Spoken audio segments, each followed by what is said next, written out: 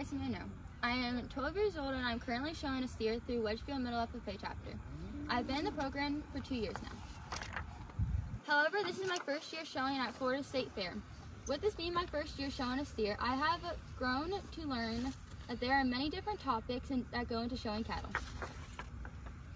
Some examples of what I have learned are there are many different breeds of cattle.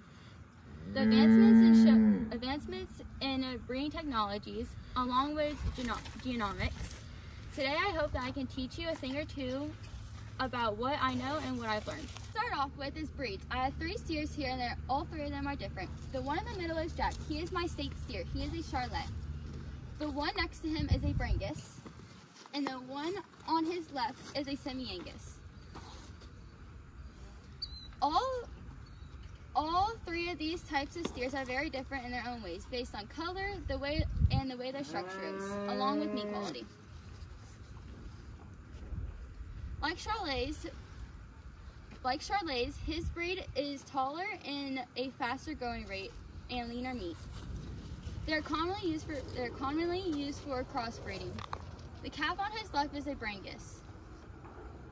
Branguses are a crossbreed with 5/8 Angus and 3/8 Brahma. Branguses are known for their resistance to heat and humidity. They have a high paternity and milking ability. The calf on Jack's right is a Semi-Angus. Semi-Angus is a crossbreed with 3/4 Simmental and 1/4 Angus or Red Angus. It cannot be more than 3/4 Simmental, or it cannot be more than 3/4 Angus or Red Angus. Anguses can gain weight very fast. They have a very excellent meat quality and they're known for their high milk production. Is the advancements in breeding technologies. Most breeding technologies are very expensive and they are not available to your average producer. But now with the advancements in technologies, the cost is going down. These days they can super ovulate embryos, collections, and embryos transfers. Genetically outstanding males or females, as well as superior males. Technologies that we face today, we are able to freeze embryos and store them forever. They can clone cows through manipulation. This is where they can take those and split embryos, and they can even do nuclear transfers. Now they have started using AI to get cows pregnant. All they have to do is get follices from a donor cow or heifer and fertilize them in a lab.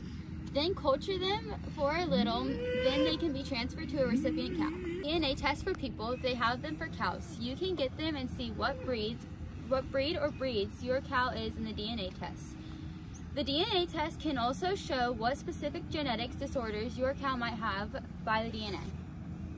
It is very interesting to see how much breeding has changed over the years, and now there can be many different ways for everything. Not least is genomics of cows. Genomics is mapping species or one animal's genome or all the animal's genes, and their interactions with each other. Genomics is all about the DNA of agricultural animals. For agricultural animals such as cattle, swine, poultry, rabbits, goats, and sheep. Agricultural animals connect with nutrition, health, environment. With animals' health, nutrition, and environment, all these things affect the animal's quality of meat and milk. Livestock genomic breeds with specific genes that connect with specific traits like muscling, marbling, milk fat, milk production. These livestock genomics are important to know because they can affect the meat quality for when you're trying to buy it in a store or when you're buying cows for meat, because you want better meat to eat. These animals are the biggest agricultural animals that they are because they all produce products that help you eat or help you in your daily life, like meat, clothing, dairy products, and leather. Those are the main things that you can get from agricultural animals. So you don't have to worry about what your cow is going to be like in the future, or if you're going to have any issues with your cow.